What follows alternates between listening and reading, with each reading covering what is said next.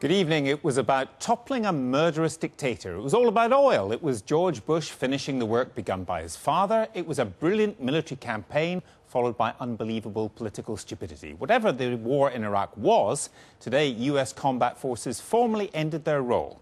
But with 50,000 US troops staying in the country, a continuing war in Afghanistan, and Iran, one clear beneficiary of America's attempt to neutralize two strategic rivals, it's a good time to take stock not just of what has been achieved, but the consequences for the United States intervening abroad in future. Our diplomatic editor, Mark Urban, is in Washington, from where he joins me now. Mark, do you get any sense of mission accomplished, as George Bush once declared, or is it just a bit of relief that most of the American troops are pulling out? Well, the fascinating thing is watching the political dance that Barack Obama has to do on this topic. During his campaign, many times the issue of Iraq would have been considered by him to be completely politically toxic. He voted against the war, and he was an outspoken critic of the surge strategy, sending in more troops in early 2007 that, in most people's view, did turn the security situation around there. But yet at the same time, now he's president as commander-in-chief and leader of the nation, he has to give a message which does sound suspiciously like mission accomplished. He has to say to the nation and to the armed forces, you did a great job, your sacrifice meant something, you achieved something there. And so we're seeing this pretty unusual event tonight of an address from the Oval Office to the nation later this evening. He's visited wounded soldiers in Walter Reed Hospital yesterday, and today he was down visiting Army units in Fort Bliss, Texas. But what occurs as a result of all of this is that he is projecting a message that the job has been well done, and of course that he is fulfilling his campaign pledge to bring the troops home. Thanks, Mark. I understand we can now catch up with your report on what the President's been doing and also reaction to it. Here it is. Everybody have a seat. And the reason we have it is because of the increasing our support of veterans.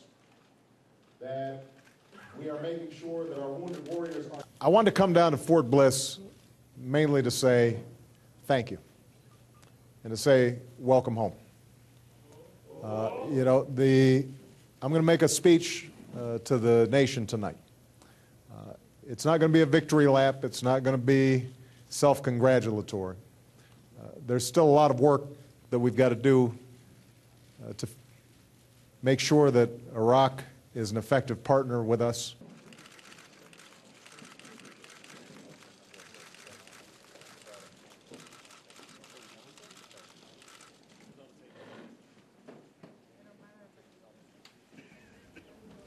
Well, I'm sorry, there's pretty obviously some problems with the sound in that report because we're not hearing Mark's commentary. Let's hope we can join it later in the programme. But I'm joined now, I'm pleased to say, by the former US Senator John Warner, who was chairman of the Armed Services Committee and co-wrote the resolution authorising the invasion.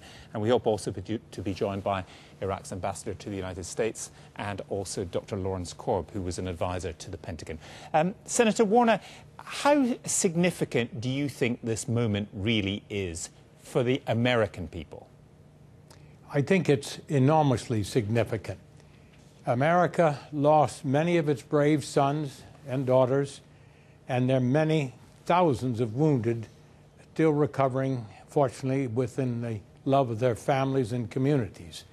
So we paid a tremendous price, in certainly blood and treasure, to see that the Iraqi people, I don't call it a victory, but we gave the Iraqi people the opportunity to exercise that form of democracy they think is best for themselves. And I do hope that they get on with it. We're disappointed thus far they haven't.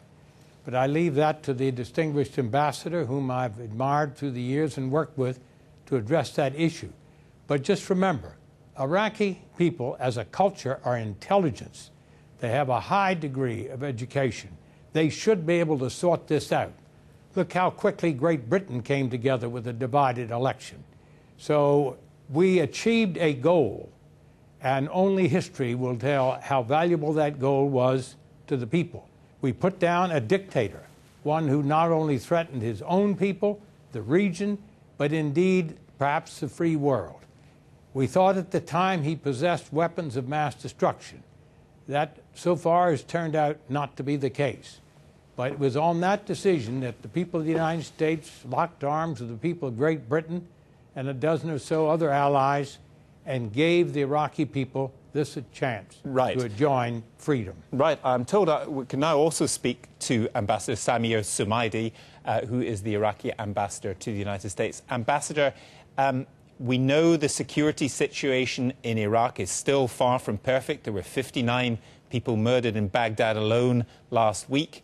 We know that 50,000 American troops will stay in your country. Despite what Senator Warner has been saying, I'd have to suggest to you that this is far from perfect. Things are very, very difficult in your country, and there are many people who think it's been a failure.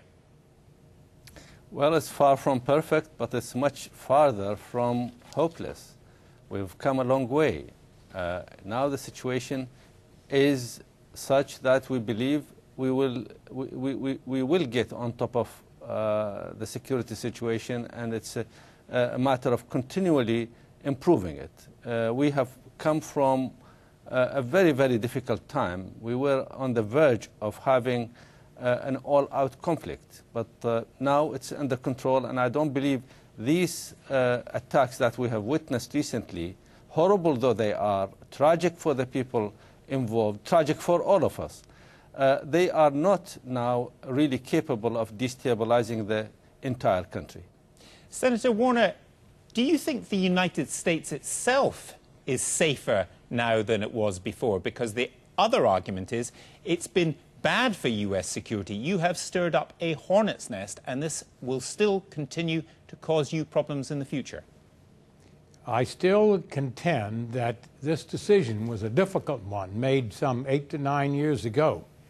But today, the President is surrounded by a first-class team headed by Robert Gates, the Secretary of Defense, Jim Jones, the Security Advisor, General Petraeus, General Odierno. These are men that are tested. I know them very well. I have confidence in their judgment. They counseled with the President, and the President has made the right decision to stick to this date and end the combat operations and leaving those troops that are necessary to protect our embassy and other interests and to continue to train the Iraqi security forces. This team made the decision that the Iraqi security forces are able today to bring about a degree of stability and protection for its people. There are these sad incidents of recent. There are likely to be more in the future. But basically, that nation is able to govern itself if it'll pull itself together and provide for its own security. We're also joined now by Dr. Lawrence Korb, who worked in the Pentagon for Ronald Reagan. More recently, he's been an advisor to Barack Obama. Dr. Korb, do you think most Americans looking at the past 7 years would think it's been worth it? No, I don't think so. I think the opinion polls show that about 75% of Americans don't think whatever gains we may achieve there are worth it. And I agree, because the cost we were told before the war would amount to no more than $50 billion. The reasons we were given turned out not to be true. But most important, we diverted our attention away from Afghanistan. And had we not done that, we would have already had Afghanistan secured rather than, when we leave Iraq, having to fight another long engagement in Afghanistan.